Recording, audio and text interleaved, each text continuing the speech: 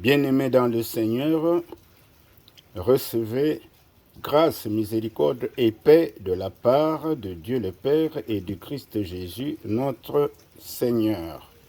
Ce 27 décembre 2024, le texte qui nous réunit autour de la parole est tiré de 1 Jean chapitre 1, les 4 premiers versets. Nous allons lire la parole avant de partager. Lisons au nom de Jésus. Bien-aimés, ce qui était depuis le commencement, ce que nous avons entendu, ce que nous avons vu de nos yeux, ce que nous avons contemplé et que nos mains ont touché du Verbe de vie, nous vous l'annonçons. Oui, la vie s'est manifestée. Nous l'avons vue et nous rendons témoignage.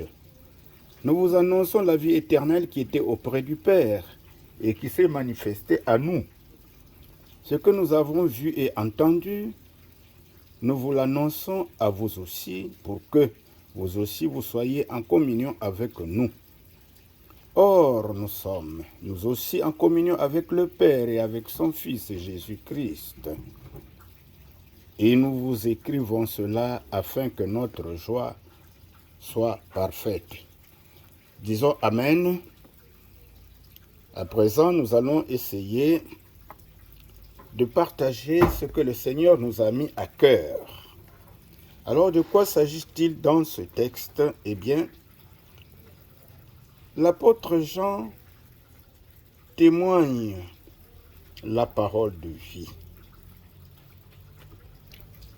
L'apôtre témoigne dans ces 4 versets celui qui est la parole de vie. C'est en lui que la vie a été manifestée. Cette parole de vie est celle que Jean caractérise dans le prologue de son évangile. C'est Dieu, se révélant et s'unissant en notre humanité en la personne de son Fils, Jésus-Christ, Emmanuel, au milieu de nous. Ici, Jean ne le nomme pas, mais il s'agit bien de Jésus-Christ, Fils de Dieu, celui dont lui, Jean, a été l'un des plus proches compagnons et témoins de ses faits et actes pendant son séjour ici-bas. Jésus, parole de vie manifeste au monde sous la forme humaine, est la vie en Dieu, la vie éternelle qui était auprès du Père dès le commencement. Ce que Dieu a révélé à partir de la parole de vie, l'apôtre l'a entendu et vu. Qu'est-ce que l'apôtre a entendu?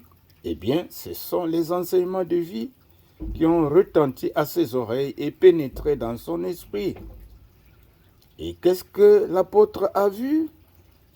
Il a vu de ses yeux la grâce et la vérité données aux hommes par la lumière venue d'en haut. Ce que nous pouvons lire dans l'évangile du même apôtre Jean, au chapitre 1, les versets 16 à 17.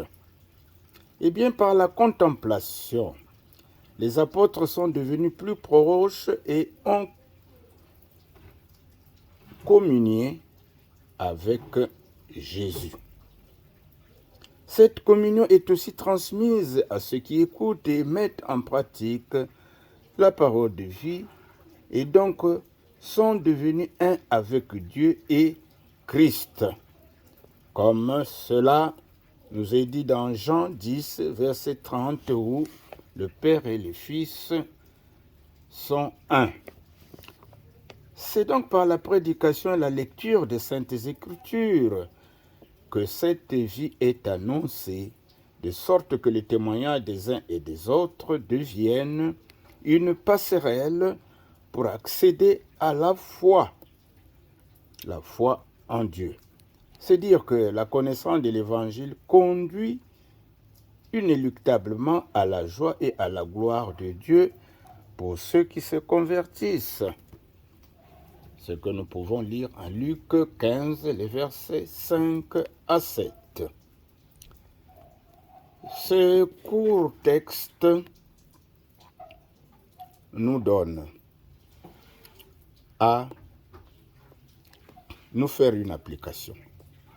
Eh bien, pour hériter la vie éternelle, nos désirs, nos pensées, nos sentiments, nos paroles et nos actes doivent s'arrimer à la parole de vie. Cet effort doit être quotidien et sans relâche. Si nous marchons sur les pas de Jésus-Christ, eh bien, nous allons hériter la vie éternelle. Likez, abonnez-vous et permettez aux autres aussi de connaître ce texte, de l'explorer comme nous venons de le faire, mais continuez aussi la méditation et donc l'exploitation du texte. Que Dieu vous bénisse.